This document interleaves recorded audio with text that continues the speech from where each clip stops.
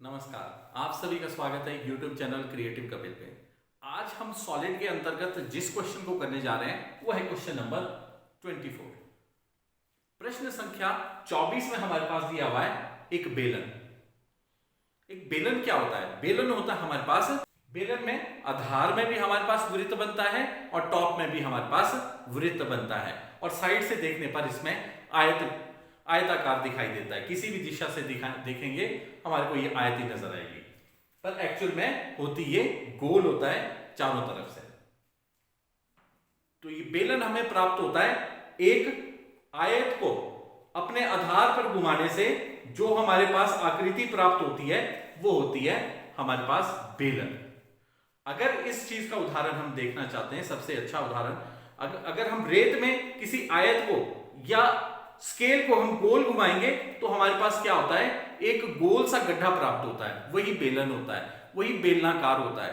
तो ये हमारे पास एक बेलन दिया हुआ है जिसमें आधार में भी वृत्त बनता है, टॉप में भी वृत्त बनता है। ये शंकु किस प्रकार बनता है? शंकु की आकृति हमें प्राप्त होगी एक समकोण त्रिभुज को उसके समकोण वाली भुजा के ऊपर गोल घुमाने से ये हमारे पास शंकु प्राप्त होता है। अगर इस प्रकार हम इसको, ये 90 के कोण वाली भुजा है, अगर इसके ऊपर हम गोल घुमाते हैं तो ये हमारे पास जो आकृति प्राप्त होगी वो होगी शंकु।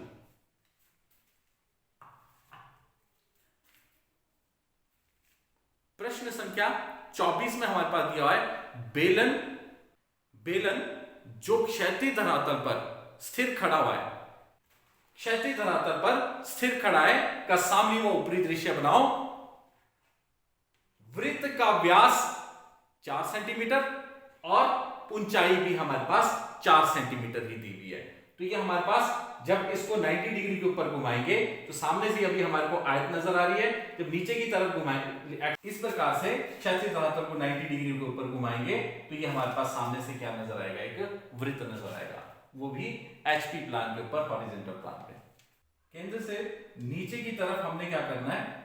इस रेखा से, XY रेखा से नीचे 3 सेंटीमीटर हमने एक बिंदु ले लेना है और इस प्रकार से 2 सेंटीमीटर अर्धव्यास का हमने क्या करना है? वृत्त लगा देना है। क्योंकि अगर हम 2 सेंटीमीटर अर्धव्यास का वृत्त लगाएंगे तभी इसका व्यास 4 सेंटीमीटर होगा। कहने का मतलब 4 सेंटीमीटर का आधा 2 सेंटीमीटर होता है, तो हमने 2 सेंटीमीटर अर्धव्यास का वृत्त लगा दिया तो इसका व्यास हो जाएगा 2 और 2 4 सेंटीमीटर। XY के ऊपर हमने सेट स्क्वायर रखा और केंद्र तक ले आया इसे।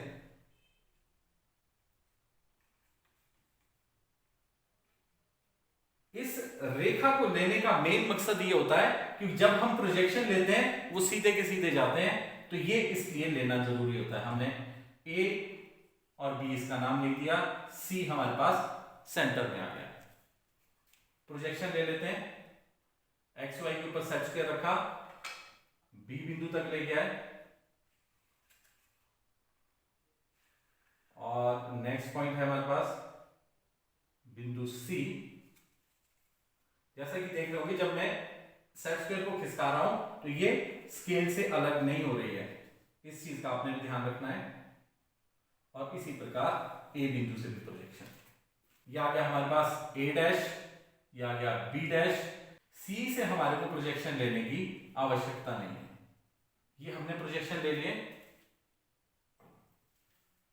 अब इसी प्रकार ये प्रोजेक्शन ऊपर की तरफ ले जाने हैं, 4 सेंटीमीटर ऊपर की तरफ जाएगा, ये पक्की आ जाएगी हमारे पास।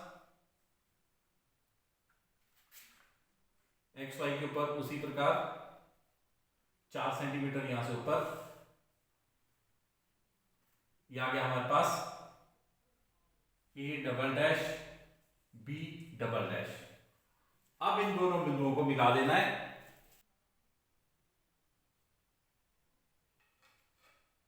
यदि हम XY के समानांतर ले जाते हैं तो ये तभी A और B आपस में बराबर ही है। ये हमारे पास एक क्या दिया हुआ था?